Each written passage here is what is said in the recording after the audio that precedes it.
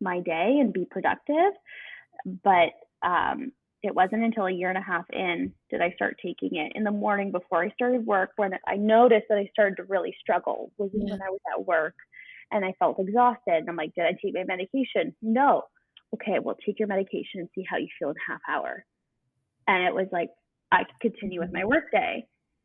And that was like a game changer for me.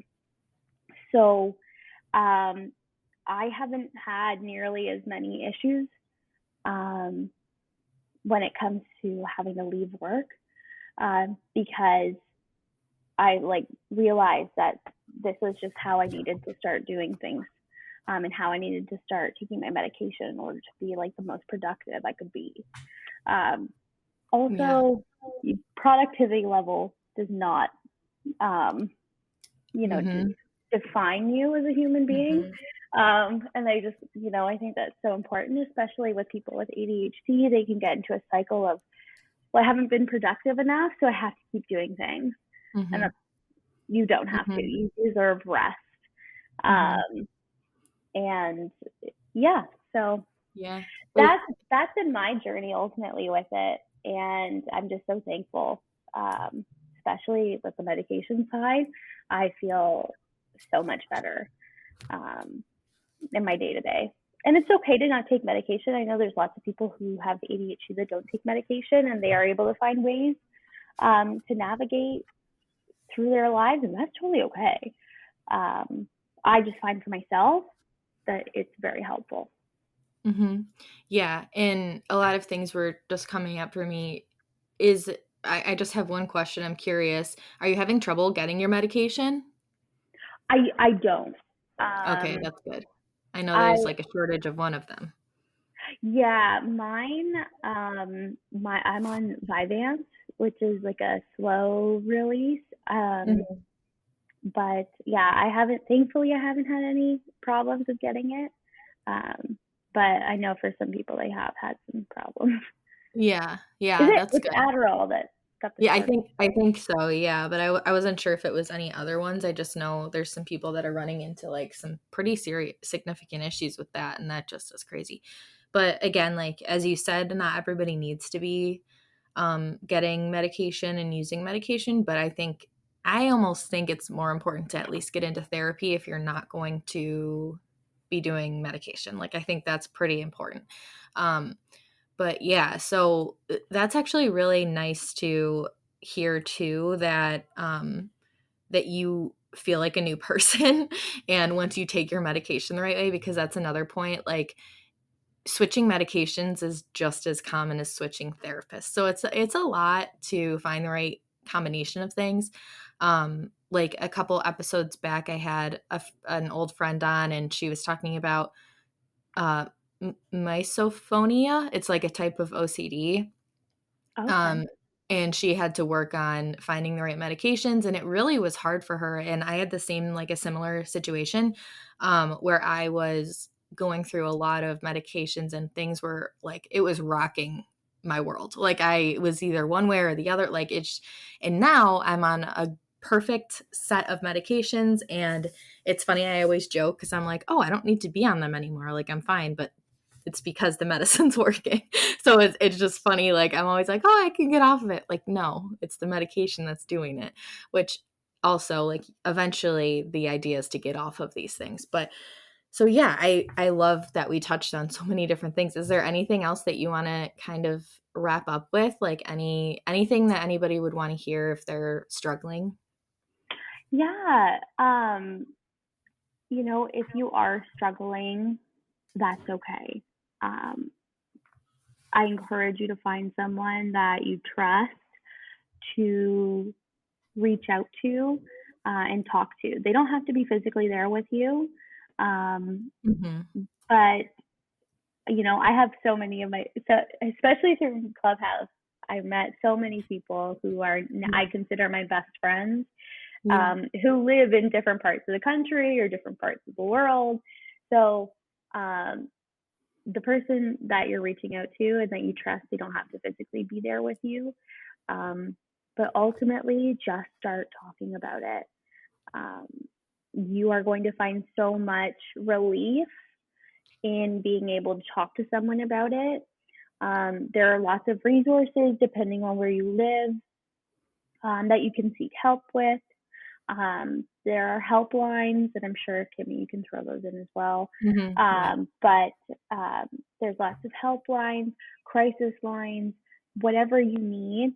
But I just encourage you to start talking to someone about it as the first step if you're especially struggling, right?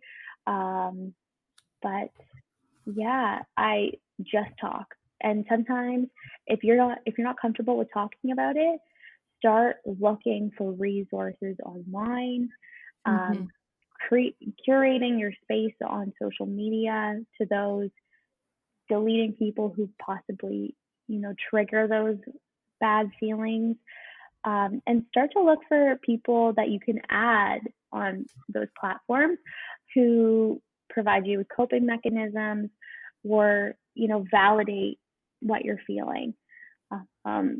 Because ultimately that will help you in the journey of recovery, hopefully, because it will start to validate the feelings that you're already experiencing. I recommend, though, reaching out to someone if you feel like you're comfortable with that, because ultimately they can help you start to realize some things that you might not have realized yourself. So yeah, just talk to someone. To someone that you trust, and that's not going to come from a place of judgment. And it's okay if that does happen. We do have other people that will in our lives that will not judge us. Definitely. And for those who do have people coming to them for help, do not come from a place of judgment. That's the last thing that someone wants. So just be there to support, ask them what they want and need from you to get to a better place, and work on hold them accountable. Hold those people accountable to reaching out to counseling or reaching out to, do a certain action in order to be able to help them in their recovery journey. Because sometimes it's really hard to just make that action. So having someone else that's going to hold them accountable can be potentially what they need. Yeah. So yeah. I mean, we're just scratching the surface of all of this stuff. I could go on and on. And this was so nice to talk to you. I love that you just said you have really close friends from Clubhouse. That's so cool and really inspiring to anybody who feels like either they're embarrassed or don't feel connected to people in their life. I even feel that way with just being online working as a content creator and freelancer and stuff. It's just nice to have people who understand, even if they're not in your immediate life. But where can people find you? I'm going to put all that stuff in the links, but if you have anything that you want to share too about that, go ahead. Yeah, so you can find me on Instagram at Classic Kyra, Kyra spelled Kyra. And you can, I believe my Threads is also at Classic Kyra. So I'm not much on social media anymore. I try not to, it can be exhausting. But I still talk a lot about it in my personal life. I also post a lot about it on my stories. Also things that are great resources for people with mental health and struggle with ADHD. So it's a safe space where I am, and I will never not be a safe space for especially people struggling with mental health and eating disorders and learning disabilities. I'm here for all of it, and I'll never come from a place of judgment when it comes to those kinds of things. So feel free to reach out. I'm always open to talking to new people. So that's where you can find me, at Classic Kyra. That's so kind. Kyra. Perfect. Yeah, that's so kind to say that too. Amazing. I really liked this conversation, and I hope that you've had fun. I really like talking about all that stuff with somebody who understands all of it and has the experience. And I hope for the listeners, I hope you guys all at least feel a little bit inspired to take your mental health seriously, just as important as your physical health. I mean, even more important sometimes. And just be that listening ear. Always approach people with kindness. You never know what somebody's going through. All the cliches I could go through right now. I'm like, I sound like a cliche, but it's all really true. They're cliches because they're true. But anyways, thank you so much. I am so happy that we were able to do this, and I appreciate you coming on. I know it's something that is new to you, so I really appreciate you taking the chance, and I hope you had a good time. And I know all the listeners love to hear from you. So thank you again. And thank you to everybody for listening. I'll catch you in the next one.